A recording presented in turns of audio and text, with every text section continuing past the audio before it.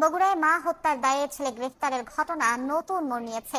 ছেলে নয়, বাড়ির ভাড়াটিয়ার হাতে খুন হতে হয় উম্মে সালমা। আমার এই সন্তান ছোট থেকে মাদ্রাসায় পড়ে, আমার এই সন্তান এ কাজ করবে এটা আমি কোনদিন ভাবতেও পারিনি, করবে না, আমার এর নিশ্চিত বিশ্বাস। কিন্তু র্যাব তারা আমাকে জানাজার পরে রাতে আমাকে আর আমার ছেলেকে নিয়ে যায় ওখানে মধ্যরাতে, মানে আমি পাশে ছিলাম, অনেক টর্চারই তার উপর হয়েছে আর কি। তো জানি না এর কারণে সে হয়তো যেভাবে হয়তো তারটা স্বীকারোক্তি করেছিল নাকি জানি না। এরপর এখানে রিমান্ডে আসার পরে আমি তথ্য দিয়েছি এই মহিলার সম্পর্কে আমি আগে জেনেছিলাম, যেদিন রেড বডি আমাদের হয়ে যায় থানায় ইনফরমেশন করেছিলাম, তারা এর সঙ্গে কথা বলে গেছিল কিন্তু কোনো অ্যাকশন নেননি। আমার বাসাতে একটা মেয়ে ভালো ছিল, তো 1-1.5 মাস থাকার পরেই আমরা আচরণ বিধিটা ভালো মনে করতেছিলাম না। ওই মেয়েটা আগে ঢুকেছে, মেয়েকে আগে ঢোকার পর আমার স্ত্রী তরকারি করতেছিল, তার সাথে কথা বলছে, ভাবি ভাড়া দিচ্ছি, কোনো সময় খোঁজ গল্প করতে লাগিছে। আর দরজা তখন খোলা ছিল, ওই দুটা লোক উপরে রাখিছে, তখন সময় মোতাবেক ওই দুটা ছেলে চলে আসছে ভিতরে।